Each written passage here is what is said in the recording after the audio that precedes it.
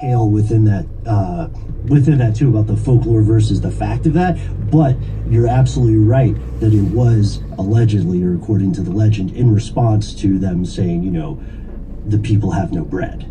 No, but I saw it in a film, so it was a Sofia Coppola film, so that's definitely exactly how it went down. Was she the one who did Dracula? No, she was in Godfather 3. Okay, right. Remember on the stairs? Yeah. No spoilers. Right. Godfather 3. Godfathers Take Manhattan, right? That's the one. But no, this is really interesting because then this is ultimately, and correct me if I'm wrong, Casey, because you are in fact on the case. This is what led to this decree in 1790 from Louis XVI that put this system in place because, okay, so they weathered the grain shortage, they got through that, but now it was like, what happens if the bakeries close? If everybody takes the grand vacation at the same time. Ben, my friend, I know you're into podcasts, and whether you're into podcasts about ghastly crimes or hip-hop rhymes, see what I did there? There's always something for you new to discover on Spotify. I do see what you did there, Noel. I'm a big fan, and I'm glad you mentioned Spotify because with a mix of originals, many of the world's most popular shows. There you go, John. Have a good time. Just open the app, tap browse, and dive deep into the growing library of content, and it is growing, my friend. Plus, you can subscribe to your favorites, including our entire archive, so you never miss a single show. Yeah, I think we're about 10 episodes deep, my friend. So, you can also download podcasts for those moments when you're up in the air or going underground. What is it, like on the lam or something? Well, it could be on an aeroplane, it could be confused, going off the grid, or under a train. Regardless, podcasts on Spotify are streaming right now. So do yourself a favor and go check them out today. You did say, though, that didn't really become a cultural thing until a little bit more into the 21st century, the idea of that particular time for vacation, but even still. Right, so the 1789 or 1790 ruling has to do with basically empowering authorities to make sure that bread stays in regular supply so that people don't have a reason to riot. When it gets into the 20th century and you start getting things like guaranteed vacation time for workers, and this kind of culminates in the cultural tradition of the Grand Vacances, where people take as much as like 6 weeks off consecutive during the summer. Everybody leaves Paris and goes to like the coast of France. Then it became an issue because if everybody left at the same time, if everybody decides to take off July, you're probably not going to be able to get like a decent baguette in Paris for that month. And that's, they view that as a pretty serious problem. So what happens to the consumers? Whatever will we do? Right, exactly. So it was then decided that these boulangers, bakers, would have to coordinate with their local authorities when they wanted to take time off.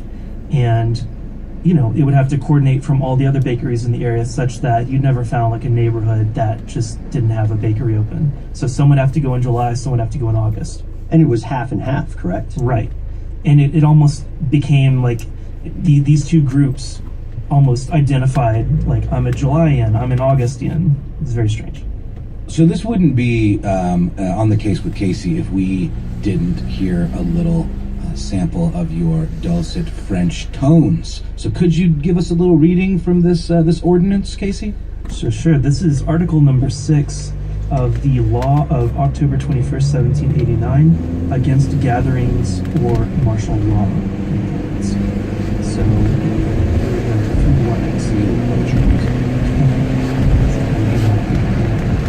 par les personnes occupées de se retirer en ce moment, il leur sera fait à haute voix par les officiers municipaux ou l'un d'eux par sommation de se retirer tranquillement dans leur domicile. So they will be warned in a high voice by the municipal officers or one among them. 3 warnings to return peacefully into your home. 3 sommations de se retirer tranquillement dans leur domicile. 3 warnings to return peacefully to your home. La première sommation sera exprimée en ces termes. The first warning will be expressed in these terms. Avis est donné que la loi martiale est proclamée, que tous attroupements sont criminels. So notice will be given that martial law has been proclaimed, that all gatherings are criminal. On va faire feu. We're going to shoot. Que les bons citoyens se retirent. Good citizens go home. À la deuxième et troisième sommation, so on the second and third warning, justifiera de répéter ces mots, on va faire feu que les bons citoyens se retirent. So on the second and third warnings, they're going to skip the preamble and just say, we're going to shoot, good citizens go home. L'officier municipal énoncera que c'est ou la première ou la seconde ou la dernière. So the municipal officer will announce whether it's the first, second, or third warning. And if you're not out by the third warning, all bets are off, you're probably going to get shot. Beautiful. I mean, terrifying, but beautiful performance, Casey. And this has been On the Case with Casey. You know what? I am a big fan of that segment, Noel. Don't you think that added some context? It added some real umami to this episode, I think. And there's more to the story because, you see, it turns out this law isn't just something that happened and then disappeared.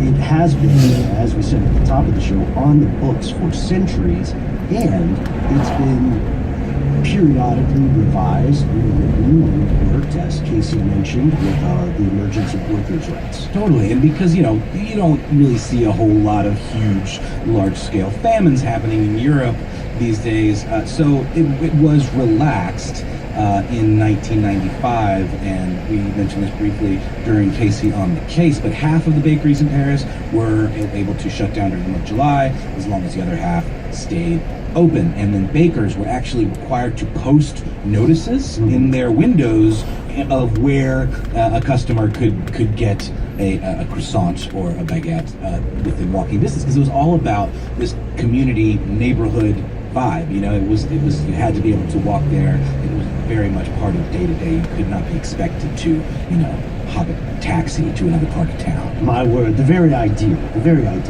This is a really cool detail to me because I like that it seems humanizing. It's not enough just to tell the authorities, hey, I'm going to be gone in July. You got to support your people too. Totally, and it feels like we've gotten away from it being there being concern over riots, and it being much more about maintaining that fresh baked bread culture that has sustained in France throughout the generations. And you will hopefully be as thankful as we are to note that the consequences for this are no longer, life-threatening. Absolutely not. In fact, even when they were still on the books, if you didn't get permission, you decided to do what you wanted, you could get a fine, which was a minimum of, I believe, 11 euros a day, which is around 13 American dollars back in, I think, 2005, or about $20 in 2017 bucks. Hi, this is John Roderick from the rock band The Long Winters. And I'm Ken Jennings. I'm a writer and former Jeopardy genius. Two things, and I'm only one thing. Because I'm twice as accomplished as you. I left things out, John. That's it. We have a podcast now called Omnibus. Omnibus is going to be launching on December 7th. That was a day that formerly lived in infamy, and now is a day of rejoicing. We are taking it back.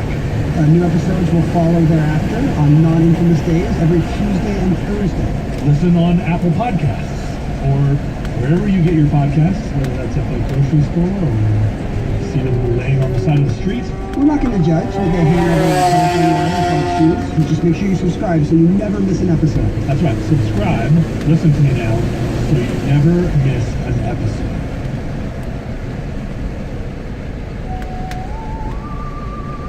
And the story continued. In 2015, the French government eased some of the remaining restrictions on bakers' holidays as part of a larger effort to streamline their notoriously sluggish bureaucracy. I mean, can you imagine having a law on the books for 200 years? Can you imagine what other weird little esoteric legal nuggets remained on the books? Probably stuff about spitting in public. I don't know. Beret quotas. I would imagine. I hope I don't get in trouble for that one. But it's true, when this relaxation occurred in 2015, a lot of local Parisians feared there would be a baguette crisis. And to some degree, they did experience one because the government no longer coordinated baker holidays for the industry.